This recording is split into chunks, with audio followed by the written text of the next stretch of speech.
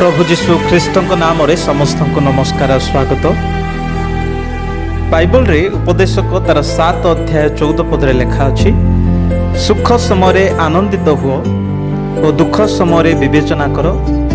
मनुष्य को भविष्य रे जहा घटिबो ताहा जेपरि से न जानि पारे, एथिपाई परमेश्वर सुख और दुख को पाखे पाखे रखि अछंती। वर्तमान ए जगतर परिस्थिति को अनुध्यान कले जना पड़ुछि जे जगतर सुखर दिन सरीगला, वर्तमान दुखर दिन आसी अछि। पृथ्वी मध्य जो महामारी एवं युद्ध, अनेक स्थान रे बात्या एवं दुर्भिक्ष अभाव, अनेक देशर अर्थनीति भांगी गलानी एवं हॉस्पिटल मानकर परिस्थिति देखले जना पड़ुछि जे स्वास्थ्य विभाग इंफ्रास्ट्रक्चर समस्त अकामी ही बिगिड़ी जाइछि। ए सब विषय गुड़ाक वर्तमान आमान को गोटे विषय सूचाओ अछि, ता होछि आमाने विवेचना करिबा। एमिति लागुछि ए महामारी, एही सूक्ष्म भाइरस आज सारा जगत को, मनुष्य समाज को किछि शिखाउ अछि। ए भाइरस एते सूक्ष्म हेले मध्य जीवन को नष्ट करि पारुछि। तेबे पाप अदृश्य हेले मध्य केड़े भयानक, यह मनुष्य विवेचना करिबा निहाती आवश्यक। एही सूक्ष्म भाइरस सामना रे जगतर ज्ञान कौशल, धन बल सब हार मानिछि।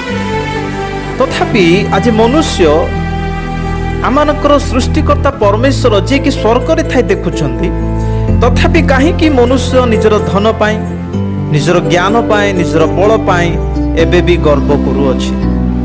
यह विवेचना करिबा निहाती आवश्यक। एही क्षुद्र भाइरस हेले मध्य ए भाइरस प्रति समग्र पृथ्वी आज वर्तमान डरुछि। तथापि ए जगत रे अनेक आज मध्य अछंती जे जीवन और मरणर अधिकारी सदाप्रभुक निकट रे काहेकि भक्ति बा भय एबे जे आसी पारु नाही। ए सब विवेचना करिबा मानकर कर्तव्य। प्रिय माने, एही सूक्ष्म भाइरस जदि एते बड़ विनाश आनी पारुछि, तेबे चिंता करंतु ताहले आम मानकर क्षुद्र सोरिष दाना परि विश्वास काहेकि ईश्वरंक ठारू किछि आलोकिक करि न पारे। यह मध्य मनुष्य विवेचना करिबा आवश्यक। आपण माने जानिथिबे जेतेबेले एही महामारी प्रथम लहर आसिला, सेतेबेले कोहा गला वयस्क लोक मानक प्रति विपद, एवं जेतेबेले द्वितीय लहर आसिला सेतेबेले वर्तमान कोहा जाउछि मध्यम वयस्क लोक मानक पई विपद, एवं वर्तमान सतर्क करा गला तृतीय लहर शिशु मानक पई विपद। एही सब विवेचना कले लागुछि जे एहा घटनाक्रमे घटी नाही। एमिति लागुछि किछि सुपरिकल्पित भाव रे ए दंड पृथ्वी पृष्ठ को आसी अछि, किछि गोटे शिक्षा देबा पाई। तेबे मनुष्य काहेकि एबे भी विवेचना करू नाही। प्रिय माने, आसु वर्तमान आमे विवेचना करिबा। हागाय पुस्तक तार 1 अध्याय 5 पद रे प्रभु कहंती जे तुम्भे माने वर्तमान प्रत्येके अपना अपना पथ को विवेचना कर। एही घड़ी संधि समय आसु आमाने आमानकर जीवन पाए, आमानकर गति, आमानकर स्थिति विषय विवेचना कर। वर्तमान ए महामारी, ए परिस्थिति, ए संकट, ब्लैक फंगस, व्हाइट फंगस, एपटे युद्ध, एपटे बात्या, मरुड़ी, अभाव, ए सब आमानकु बाध्य करुछि जे आमे विवेचना करिबा दरकार, बुद्धि खोलिबा दरकार, हेतु फिटिबा दरकार, एवं सदा प्रभुंक निकट को फेरिबा आवश्यक।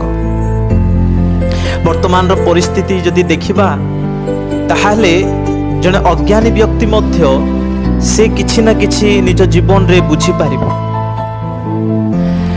जीवन रे शिखिबा पाई हेले तीनोटी विषय को आमे देखिबा निहाती आवश्यक। प्रथम विषय हैला चिकित्सालय, द्वितीय विषय है बंदीशाल एवं तृतीय विषय है कब्रस्तान। वर्तमान चिकित्सालय को भल भाव जदि आम देखुचु ताले बुझी पारुचु स्वास्थ्य होची सबुठु बड़ संपद। ଏବଂ ବନ୍ଦୀଶାଳାକୁ ଯେତେବେଳେ ଆମେ ଦେଖୁଛୁ ସେତେବେଳେ ଜାଣୁଛୁ ମୁକ୍ତିର ଆନନ୍ଦ କେତେ ଅସୁମାର ଅଟେ। ଏବଂ କବର ସ୍ଥାନରେ ଆମେ ଯେତେବେଳେ ଚିନ୍ତା କରୁଛୁ ବୁଝା ପଡୁଛି ଜୀବନ ଠାରୁ ମୂଲ୍ୟବାନ କିଛି ନାହିଁ।